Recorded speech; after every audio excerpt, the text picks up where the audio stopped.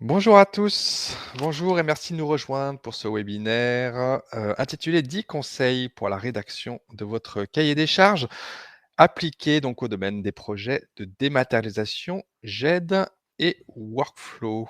Alors, nous sommes ensemble pour environ 30 minutes de présentation, suivi d'une phase de questions-réponses. Et donc, quand je dis nous, eh bien, c'est moi-même, donc Aymeric Martin, consultant chez Hello Digital Office France.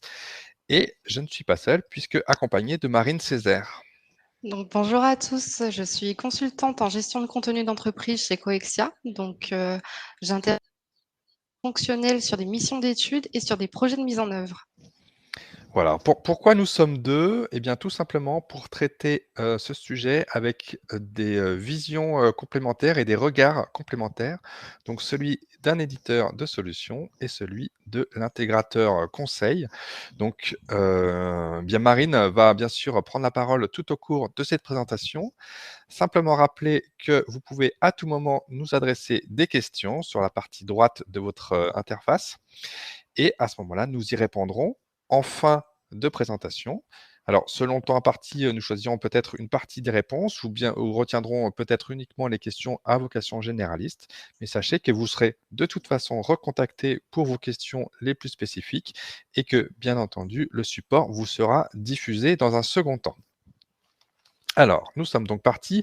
On s'est présenté personnellement, peut-être simplement, juste camper effectivement nos entreprises, donc Hello Digital Office que je représente aujourd'hui, éditeur de logiciels de gestion de contenu d'entreprise. Ça veut dire que nous proposons une solution GED Workflow à nos clients, parfois, doublée de solutions métiers autour, de thèmes, récurrents et connus comme la facture, les contrats, les RH et cetera.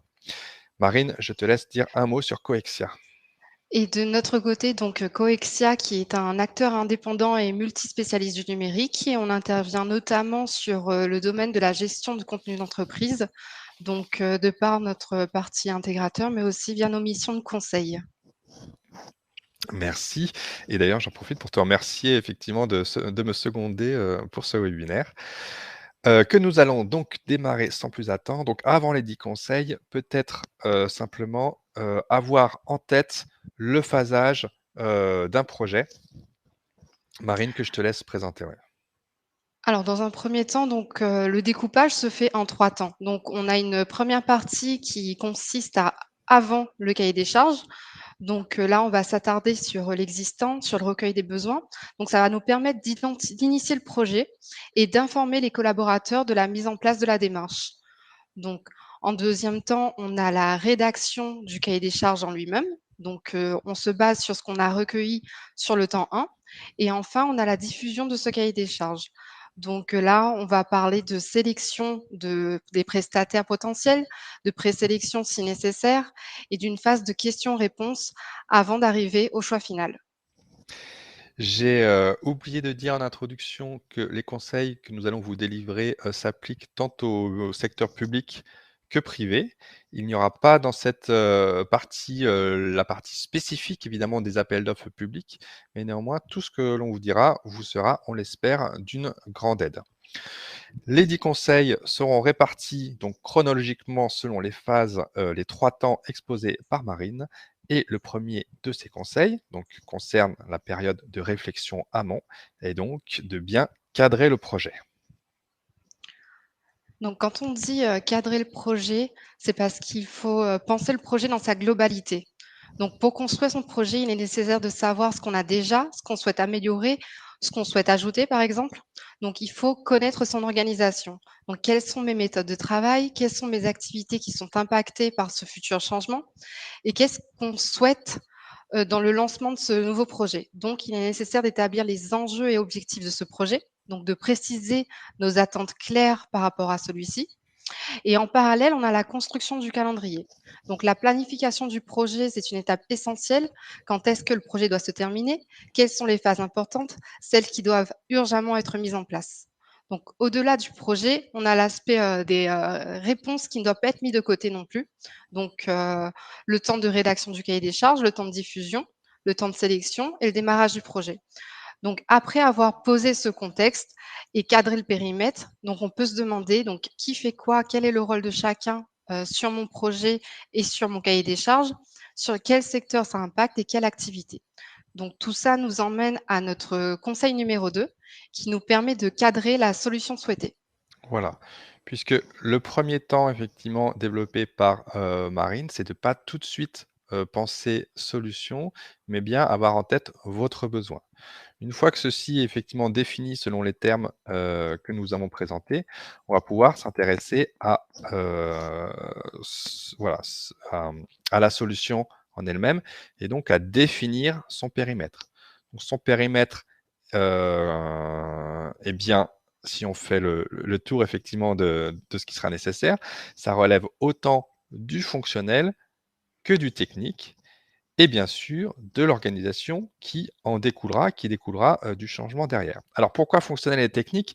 On voit parfois, arriver des besoins qui sont exprimés par le métier et donc qui sont fortement pertinents, mais qui font totalement, abstraction et bien, de peut-être contraintes que peut rencontrer, la DSI par exemple. Et inversement, des projets qui sont, menés par la direction informatique avec leur vision du métier. Mais c'est vrai que parfois, au cours d'ateliers directement avec les interlocuteurs métiers, on aperçoit qu'il y a un petit, gap fonctionnel entre la conception et la vision du technique et la réalité métier.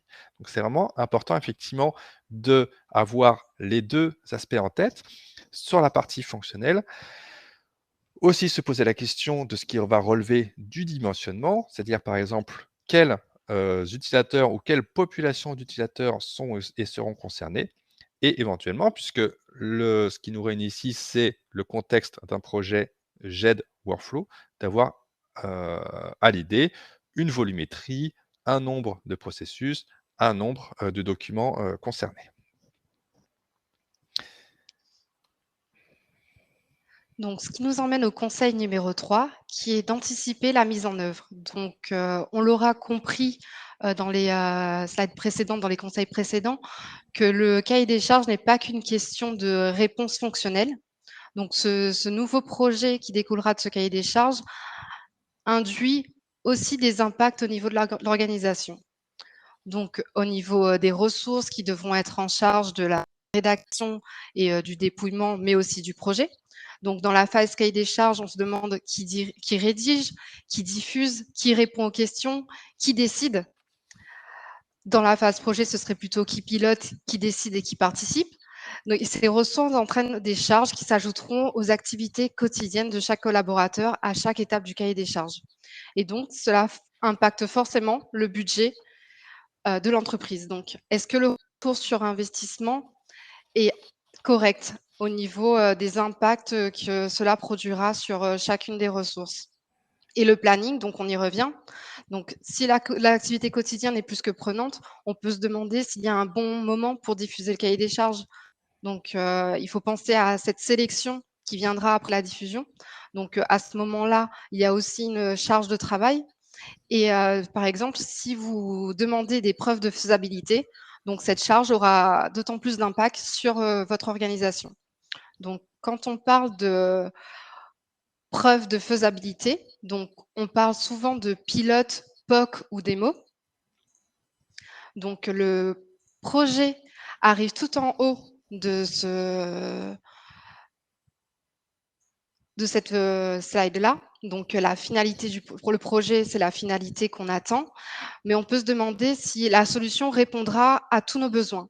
Donc, on fait une différence entre pilote et POC dans le sens où pilote, donc c'est un projet qui peut être réutilisé. Donc, c'est une première partie de projet qui permettra d'alimenter la suite. Le POC, lui, est partiellement réutilisable, mais dans les deux cas, cela nécessite la mise en place d'un petit projet, donc de la rédaction d'un scénario dans le cahier des charges qui permettra au prestataire de répondre à votre demande. Donc ensuite, on a la démo personnalisée et la démo générique. Donc au niveau de la démo personnalisée, c'est une démo contextualisée. Donc là aussi, on parle d'un scénario qui devrait être décrit dans le cahier des charges sur lequel le prestataire pourra répondre. Et la démo générique vous permettra d'avoir une vision des fonctionnalités standards qui composent l'outil qui est en liste. Oui, sur la partie démonstration, simplement pour ajouter, à ce que tu exposes, ça si vous devez imaginer un scénario de démonstration, c'est important de séparer les aspects, qui relèvent de l'utilisation, donc destinés à des utilisateurs qui peut-être seront présents dans l'assemblée, des aspects, liés à l'administration. C'est vrai que le fait de scinder ces 2 aspects et de ne surtout pas les mélanger permet aux utilisateurs de se projeter et si vous avez prévu un cas d'usage vraiment avec un déroulé logique, eh bien, ils auront une bien meilleure compréhension et bien meilleure vue de plutôt que lorsqu'on aborde séquentiellement des projets et encore plus si effectivement on mêle, des sujets de configuration, de paramétrage et des sujets de fonctionnalité et utilisation. Voilà.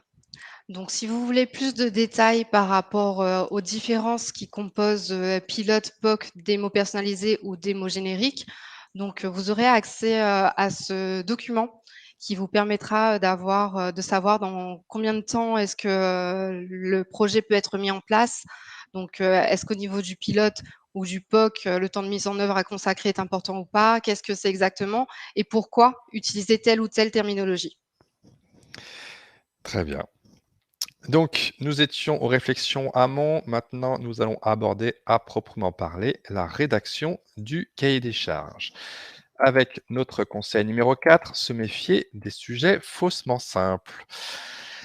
Alors, à quoi on pense en particulier? Eh bien, dans des cahiers des charges, parfois effectivement très bien, détaillés, qui, prennent, tous les sujets et toutes les précautions qu'on a, abordées jusqu'alors. On trouve parfois au détour de tel cahier des charges, des sujets qui, sont énoncés en une seule phrase. Donc, la solution devra, couvrir, donc des aspects, fonctionnellement, devra pouvoir numériser, piloter des scanners, devra pouvoir réaliser de l'indexation automatique. Ça, c'est un grand mot effectivement, magique.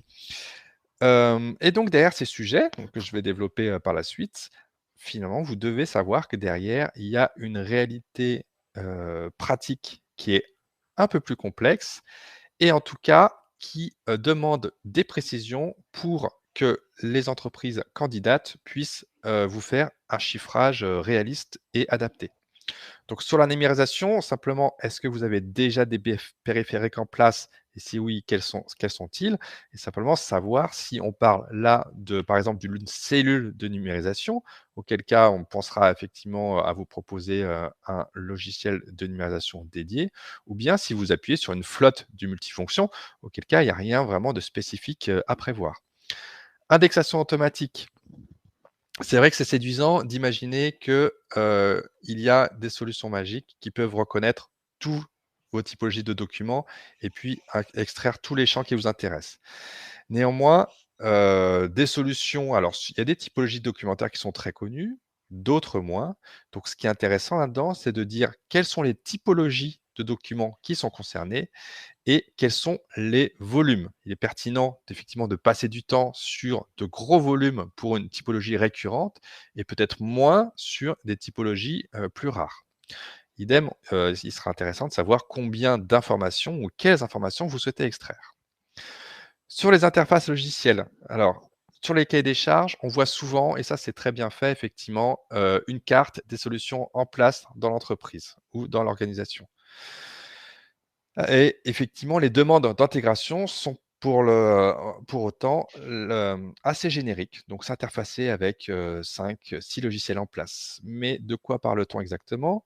Quels sont les niveaux d'intégration attendus? Quel est le cas d'usage? Alors, est-ce que c'est simplement, par exemple, consulter une liste ou un référentiel? Ou bien est-ce que c'est de l'interaction bidirectionnelle? Donc, à tout moment, on met à jour, des statuts dans l'une ou l'autre des solutions. Et surtout, quel est votre degré de maîtrise? Est-ce que vous serez l'interlocuteur lorsque le projet sera mis en place? Ou est-ce qu'il faudra, faire appel à un tiers, donc soit l'éditeur, soit l'intégrateur des solutions auxquelles vous pensez? Donc ça, c'est important pour effectivement, délimiter le sujet et même chose de la reprise de l'existant. Ça aussi, c'est finalement un projet en soi parce qu'on va se demander, ça dépend tellement du format des données sources, de leur qualité, Et là encore, de votre autonomie sur le fait, et bien, de mettre à disposition peut-être ces données dans un certain, format, que effectivement, là encore, il faut détailler ça. Si besoin et si effectivement, certains de ces sujets vous apparaissent comme non prioritaires ou optionnels, eh bien, ne pas hésiter à les déclarer comme tels dans, le cahier des charges et donc à lotir effectivement votre attente si besoin. Marine, je te rends la parole pour le conseil numéro 5. Alors, le conseil numéro 5 nous dit d'aller au-delà de cette liste de fonctionnalités qui sont attendues.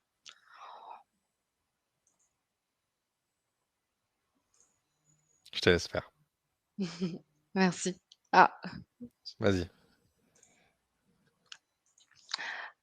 alors donc, afin de répondre de façon précise à votre demande, le prestataire doit connaître les fonctionnalités attendues, bien sûr, mais pas que. Donc, il doit pouvoir dimensionner le projet tant dans son pilotage que dans sa réalisation. Donc, l'objectif, c'est d'améliorer ou de dématérialiser des processus métiers et cela impactera son chiffrage. Donc, on a des processus dits simples en 2 à 4 étapes de validation, par exemple, qui ne demanderont pas la même implication qu'un processus métier complexe avec des échanges entre applications, par exemple. Donc, il faut se demander si ces processus sont entièrement à automatiser ou pas. Donc, énumérer les étapes et les demandes par rapport à ces étapes dans votre cahier des charges. On a aussi un aspect de pilotage. Donc, la conduite du projet nécessite également donc des instances de pilotage. Donc, vous pouvez définir dans votre cahier des charges les instances décidées. Donc, par exemple, si vous voulez mettre en place des comités de suivi réguliers pour s'assurer de l'avancement du projet ou des comités de pilotage mensuels plus cadrés, donc avec par exemple le sponsor de votre projet afin de discuter des avancements et des aspects contractuels. On peut mettre en place aussi des comités pour le suivi des risques du projet et organiser des comités pour la phase de recette. Donc, si vous savez ce que vous attendez en termes de comitologie, n'hésitez pas à le préciser dans votre cahier des charges. Autrement, si vous n'avez pas idée de la comitologie à mettre en place, vous pouvez demander à, à vos prestataires de préciser leur démarche dans ce cahier des charges. Enfin, il faudrait préciser aussi si le présentiel est obligatoire ou non sur ces comitologies. Cela impactera forcément le chiffrage qui sera fait. Et donc, il faut savoir aussi si la méthodologie projet qui est envisagée de votre côté est plutôt une méthodologie en mode agile ou en mode traditionnel. Donc, tous ces éléments auront forcément un impact. Et puis, on a, comme on disait plus haut, donc la preuve de faisabilité qui est attendue sur le chiffrage. Donc, est-ce que je vais avoir besoin d'un POC, d'une démo, d'un pilote?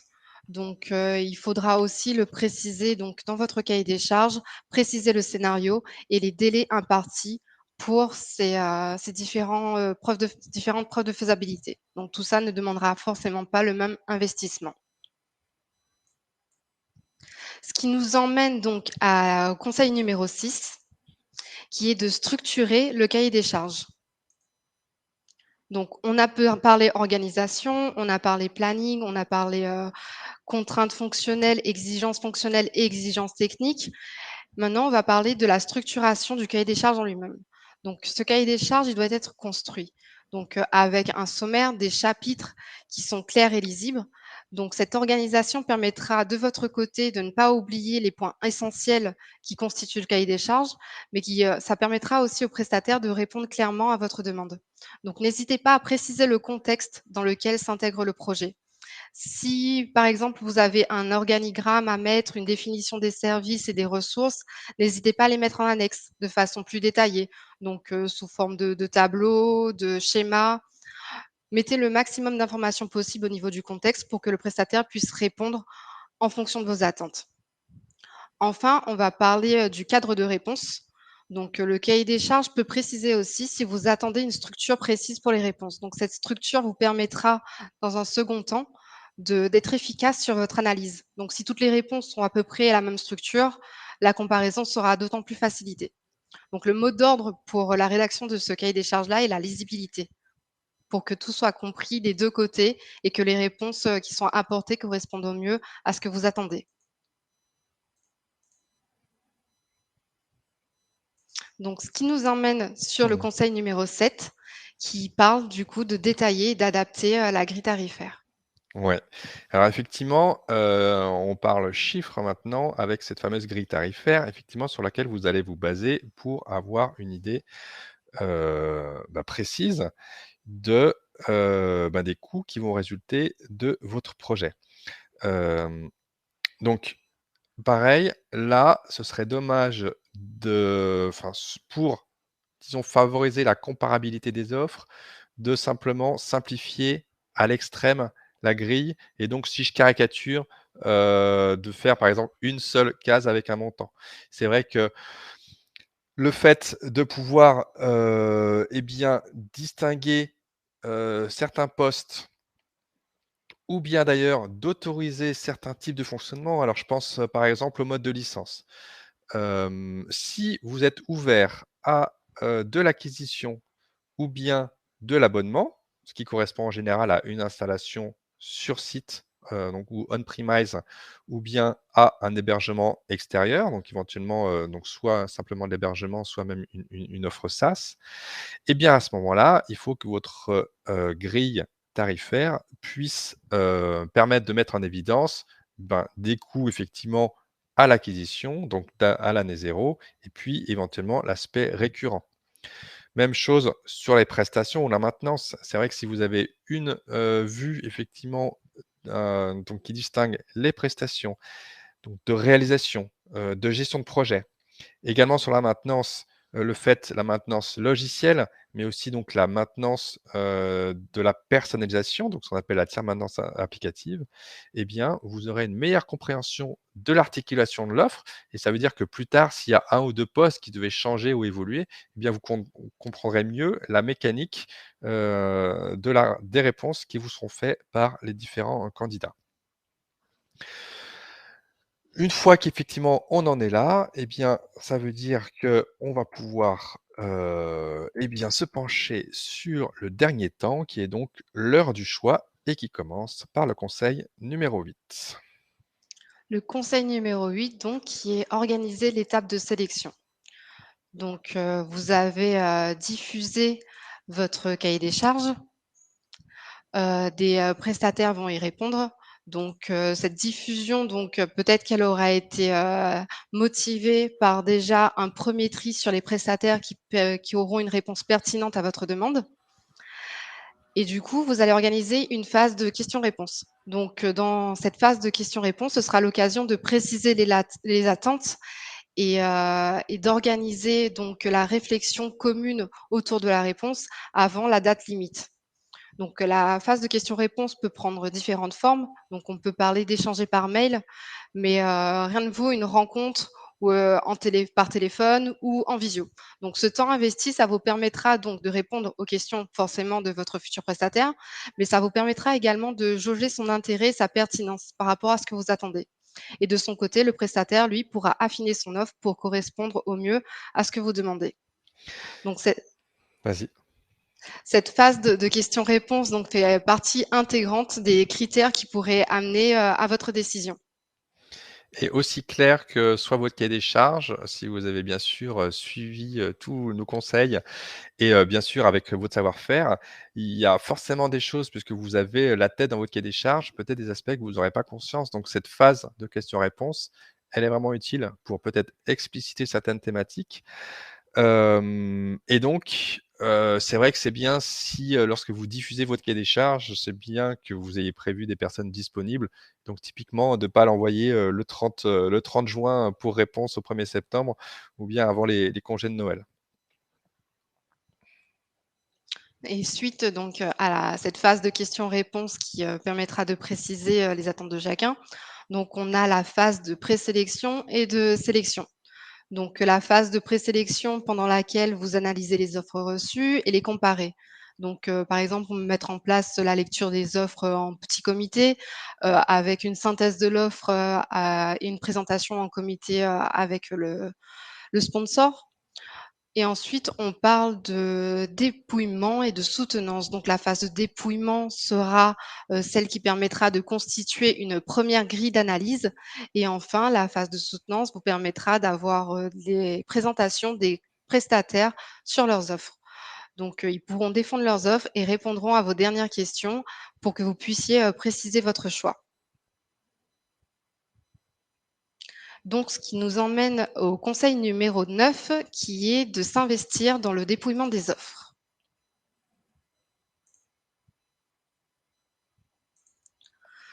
Donc, pour être efficace pendant cette étape de dépouillement, donc, il faut penser en amont à vos critères de sélection et à leur poids dans la prise de décision. Donc, le cadre de réponse structuré que vous avez précisé dans votre cahier des charges peut faciliter la comparaison de ces offres. Donc, les points essentiels seront alors au même endroit et vous permettra d'avoir une vision directe sur les critères d'évaluation que vous recherchez. Donc tout ça permettra au final de compléter cette fameuse grille d'évaluation avec les critères de sélection et les pondérations nécessaires au niveau de chaque critère. Et ce travail peut prendre du temps, donc il est donc nécessaire de s'organiser et de connaître les ressources qui se chargeront de cette phase de sélection. Donc, comme je le disais tout à l'heure, donc on peut mettre en place des comités de décision intermédiaires qui peuvent faire un premier tri et porter les décisions qui seront prises pendant ce petit comité au comité devant le sponsor ou les directeurs. Donc, ce qui nous emmène donc au conseil numéro 10, donc, qui nous dit que ce n'est que le début. Donc, vous avez diffusé votre cahier des charges, vous connaissez votre structure et vos attentes, et donc maintenant il est l'heure de s'attaquer au projet de mise en œuvre. Donc, il faut continuer sur cette démarche Mmh. qui est structurée et le faire étape par étape. Eh bien, nous sommes arrivés au terme de ces 10 conseils pour la rédaction d'un cahier des charges appliqué au projet de dématérialisation GED Workflow. Merci à tous de nous avoir suivis. Merci à toi, Marine, pour ton apport sur cette présentation. Donc, comme je le disais en début de présentation, effectivement, le support vous sera diffusé. Vous pouvez bien entendu, nous contacter et noter, nos contacts en ce moment même, à l'écran et nous allons, nous atteler à une phase de questions-réponses. En tout cas, merci à tous et à très bientôt. On va prendre, quelques temps pour lire les questions qui nous auront été adressées. Alors, j'ai peut-être alors les questions nous arrivent.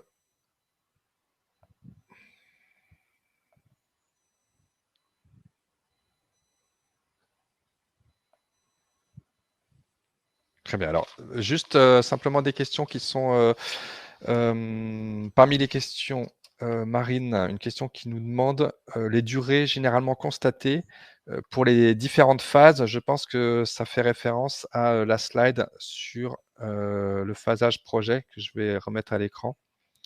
Est-ce que toi tu, aurais des éléments, là-dessus?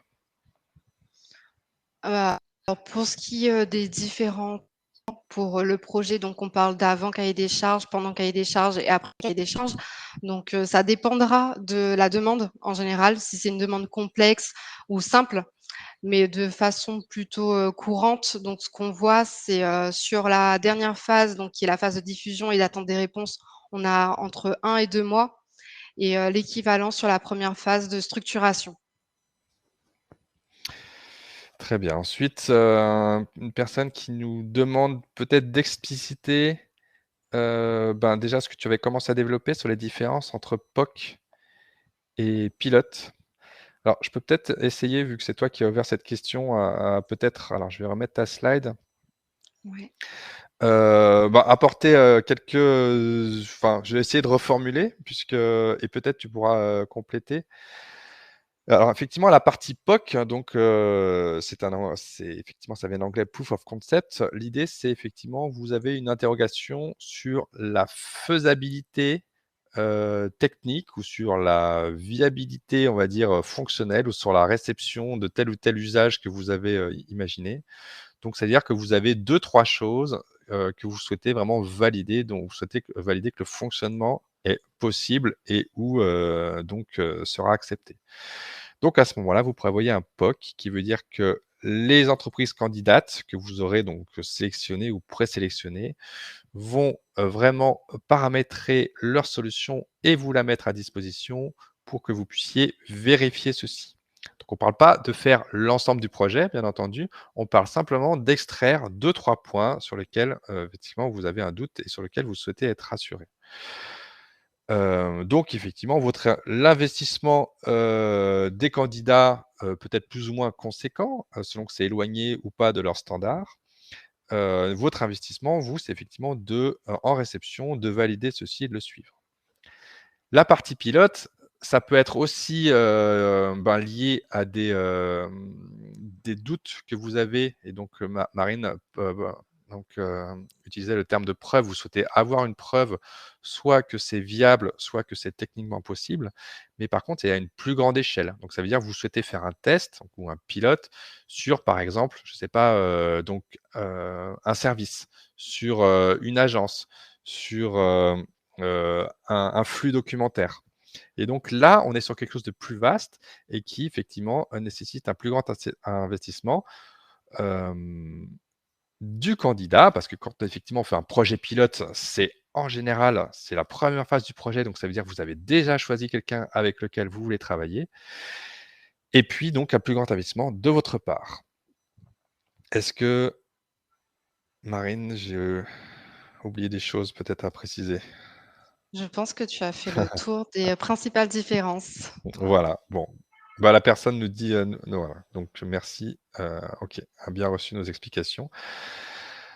Dernière chose enfin, alors il y a une question qui nous est adressée qui est spécifique effectivement, au domaine de la facture et donc, à la sélection et donc à l'offre des, portails, privés partenaires de dématérialisation qu'on appelle les PDP. Donc, le monsieur qui avait posé cette question, je vous propose, qu'on en parle, ultérieurement, qu'on vous contacte ultérieurement.